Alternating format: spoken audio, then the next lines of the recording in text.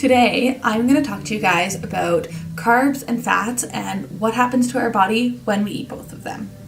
So, when we have a lot of carbs, say for breakfast, you have cereal, one of those cereals that's kind of more sugary and that type of thing, we get a big spike in energy, okay? And get that massive spike in energy because carbs digest in our body very quickly. And then insulin gets released, so that brings us way back down, okay? It's a lot of work for our body to produce that insulin, but it brings us our energy back down.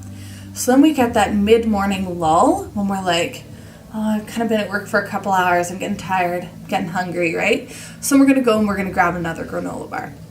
That brings our energy level back up, and then insulin brings it back down again.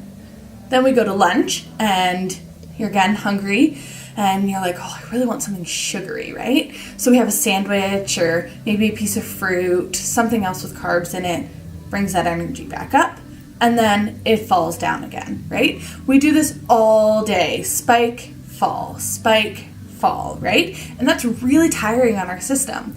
And the thing is too is the more carbohydrates we eat and the more often, the more that our body has to release insulin to get it back down. It's kind of like when you had your first drink and you'd have a sip and you'd kind of really feel that. Even from the first few sips, you could probably feel it, right? And then as time went on, it took you more and more drinks to get that same kind of drunk, happy, light feeling, right? Same thing with insulin.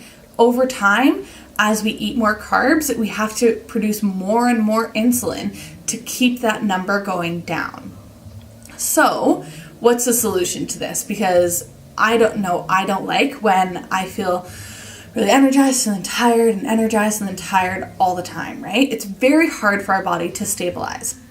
So the solution is to eat more fats, okay? And at the beginning, you don't even have to eat that many less carbs, but you just have to get those fats in as well so that your energy starts to stabilize, okay? Because when I have carbs and fats in my meal, then my energy will spike up, but because I have the fat, A, I'm not going to eat as many carbs, so my insulin doesn't have to go up quite as much, and B, fats digest a lot slower in our body. So that means that I'm going to get a steady line of energy because they're a lot steadier to digest, okay?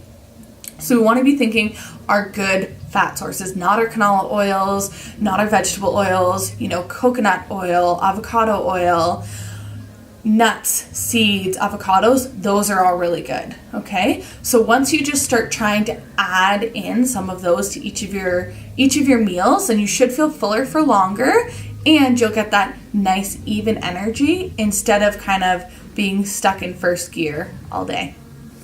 Try that out and let me know how it goes. Thanks, guys.